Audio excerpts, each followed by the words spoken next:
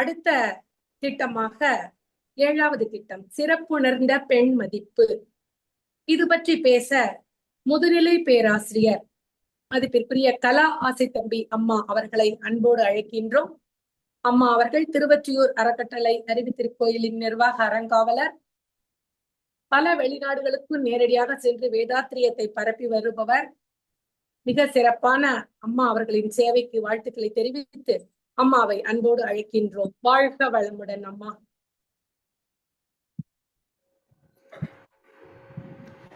வாழ்க வையகம், வாழ்க வையகம், வாழ்க வளமுடன்.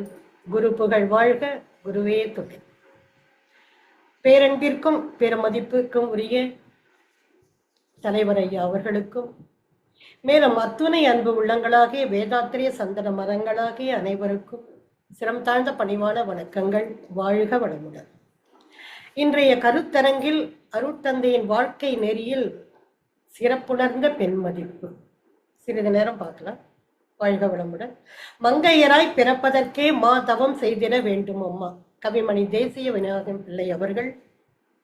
மனையரும் எனும் மரத்திற்கு ஆணிவேராக இருப்பவள் பெரும்பாலும் பெண்கள்தான் என்பது சேக்கிழாரின் கருத்து. உவந்து ஒருவன் வாழ்க்கை சரியாய் நடத்த உதவுகின்றவள் பெரும்பாலும் மனைவியாவாள். அவளாலே மணவாளன் சுத்தி பெற்றான், அவளாலே மணவாளன் முக்தி அடைந்தான் என்பது பாரதிதாசனின் கருத்து. இல்லதன் இல்லவள் மாண்பானால் உள்ளதன் இல்லவள் மானா கடை. எல்லா விதத்திலேயும் ஒரு ஆண்மகனுக்கு இல்லை என்று சொல்லாத ஒரு மனைவி அமைந்துவிட்டால் அவருக்கு வாழ்க்கையில் இல்லை என்பதே கிடையாது என்பார் வள்ளுவம் வாக்கு. அருட்தந்தை அவர்கள் பெண் வயிற்றில் உருவாகி மற்றும் பெண் கொடுத்த பாலுண்டே வளர்ந்து மேலும் பெண் துணையால் வாழ்கின்ற பெருமதிப்பு அறிஞர் கொள்வர். பெண் வயிற்றில் உருவாகி மற்றும் பெண் கொடுத்த பாலுண்டே வளர்ந்து மேலும் பெண் துணையால் வாழ்கின்ற பெருமை கண்டு பெண்ணிடமே அறிஞர்கள் மதிப்பு கொள்வார் என்பார்கள். ஆக அத்தகைய பெண்களின் சிறப்பை நாம் உணர வேண்டும், பெண்களின் மதிப்பை நாம் உணர வேண்டும், பெண்களின் தியாகத்தை நாம் அனைவரும் உணர வேண்டும். இதைத்தான் அருட்தந்தை அவர்கள் பற்றற்ற துறவின்னு சொல்லிட்டாங்க பெண்களை. ஏன்? பெற்றோரை பிறந்தகத்தை பிறந்த ஊரை விட்டு பிரிந்து வந்து பெருநோக்கில் கடமையறம் ஆற்ற பற்றற்ற துறவி என குடும்பத் தொண்டேற்று. ஆக இத்தகைய பெண்கள் என்பது யாரோ எங்கேயோ கிடையாதுங்க. அவர்கள் இல்லத்திலேயே தாயாக, மனைவியாக, மகளாக, சகோதரிகளாக, சிநேகிதியாக நம் இல்லத்திலேயே பெண்கள் வாழ்ந்து கொண்டிருக்கின்றார்கள். இதைத்தான் சுவாமிஜி அவர்கள் இயற்கையின் வெளிச்சச்சுடர் பெண்கள் என்பார்கள், தெய்வத்தின் தூதுவர்கள் பெண்கள் என்பார்கள். இதை யாராலும் மாற்றவோ மறுக்கவோ முடியவே முடியாது. உலகில் வாழும் அத்தனை மக்களும் பெண்ணினத்தின் அன்பளிப்பு என்பார் சுவாமிஜி அவர்கள். மனசு அப்படியே எலாபரேட் பண்ணிட்டு போனோம்னு சொன்னா இந்த உலகத்தில் வாழும் அனைத்து மக்கள் 800 கோடி மக்கள், அதற்கு மேலேயும் இருக்கும். 800 கோடி மக்களில் 400 கோடி ஆண்கள், 400 கோடி பெண்கள். அந்த 400 கோடி ஆண்கள் எங்கிருந்து வந்தாங்க அப்படின்னு சொன்னா பெண்களால் பெற்றெடுக்கப்பட்ட பிள்ளைகள்னு சொல்லுவாருங்க வேதாத்ரி மகரிஷி அவர்கள். எல்லையற்ற ஆற்றல் உள்ள இறைவன் திரு உள்ளம் என்ன, எவ்வுயிரும் தோன்றுதற்கு ஏற்றதொரு திருவழியாய் வல்லமையாய் பெண்ணினத்தை வடிவமைத்தான் அற்புதமே. வாழ்ந்து வரும் மக்களில் இவ்வளமறிந்தோர் எத்தனை பேர். இப்ப சாமிஜி இதுக்குள்ள என்ன சொல்ல வராங்கன்னு சொன்னா, ஒரு ஆண் இனத்தை முழுமையாக்குவது பெண்ணினம், பெண்ணினத்தின் மறுபாதியே ஆணினம். ஆணுக்கு பெண் உயர்ந்தவள் அல்ல, ஆணுக்கு பெண் தாழ்ந்தவளும் அல்ல, ஆணுக்கு பெண் சரிநிகர் சமானமும் அல்ல. அப்ப பெண் என்பவள் யாருன்னு சொன்னா அவர்களை யாராலும் உதாரணம் காட்டவே முடியாது. பெண் என்பவள் தனி சிறப்பு வாய்ந்தவள் என்பார்கள் அருட்தந்தை அவர்கள். வெற்றி பெற்ற ஒவ்வொரு ஆணுக்கு பின்னாலும் ஒரு பெண் மகள் இருக்கின்றாள்.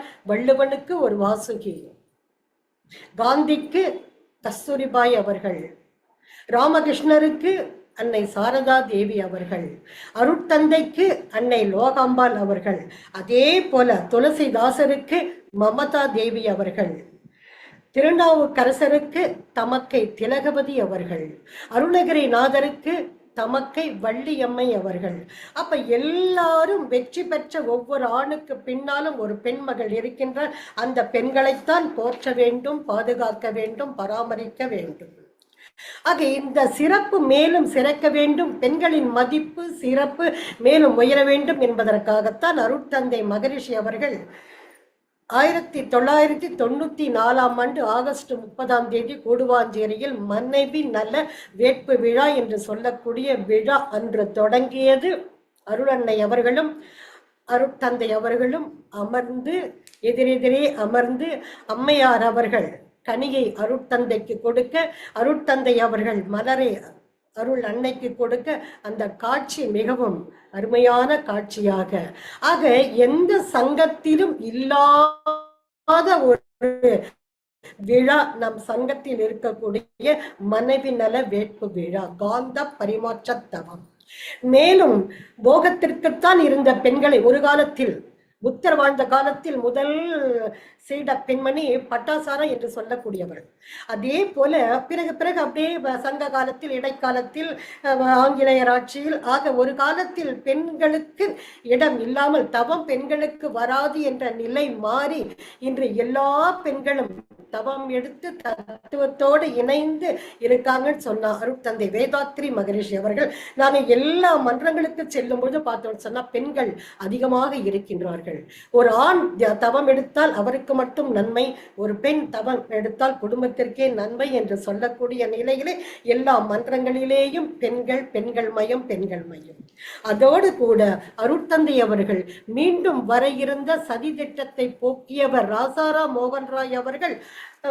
அந்த சதி திட்டம் வேண்டாம் என்று கேன்சல் பண்ணியது. மீண்டும் வர இருந்த சதி திட்டத்தை போக்கியவர் யாருன்னு சொன்னா அருட்தந்தை வேதாத்ரி மகரிஷி அவர்கள். அதே போல கன்னிகாதானம், தானத்தில் பல வகையான தானங்கள் உண்டு. அதில் கன்னிகாதானம் என்று சொல்லக்கூடிய அருட்தந்தைக்கு பிடிக்காத ஒரு நிகழ்ச்சி இன்று மேலும் சற்று குறைந்துள்ளது அப்படின்னு பார்த்தோன்னு சொன்னா, அதைதான் சுவாமிஜி ஒரு பாட்டுல சொல்லுவாங்க, மனவினை நிகழும் பொழுது மகள்தனை பெற்றோர் நின்று கணவர் இன்று ஒருவனுக்கு கைகளை நீரை வார்த்து பணம் அதை ஈந்தோ பெற்றோ பலர் காண தத்தம் செய்வர், குணமெனும் நிலை கண்டோரும் இதை கூரை கொடுமை என்று எண்ணவில்லைன்னு சொல்லுவாருங்க சுவாமிஜி. ஆக இதையெல்லாம் போக்கியவர் யாருன்னு சொன்னா அருட்தந்தை வேதாத்ரி மகரிஷி அவர்கள். அப்ப பெண்களை போற்றுவோம், வாழ்த்துவோம், பாதுகாப்போம், பராமரிப்போம். இதற்கு ஆண்களும் துணையாக நமக்கு இருக்க வேண்டும் என்று கூறி, எப்படி இருக்க வேண்டும் பெண்கள்? பாரதி கூறியது போல நிமிர்ந்த நன்னடை, நடையல்ல நிமிர்ந்த நன்னடை, நேர்கொண்ட பார்வை, நிலத்தினில் யாருக்கும் நிலத்தினில் யாருக்கும் அஞ்சாத நெறிகளும் திமிர்ந்த ஞானம் உடையதால் சாதம் படைத்தவள் என்று சாதனை படைத்துக் கொண்டிருக்கின்றோம் நாம் அனைவரும் அருட்தந்தையின் மூலமாக. ஆக இத்தகைய பெண்களை பாதுகாப்போம், பராமரிப்போம் என்று கூறி, இதற்கு ஆண்களும் உறுதுணையாக இருக்க வேண்டும் என்று கூறி, சக்தி இல்லையேல் சிவமில்லை, சிவம் இல்லையேல் சக்தி இல்லை. வாழ்க வளமுடன்.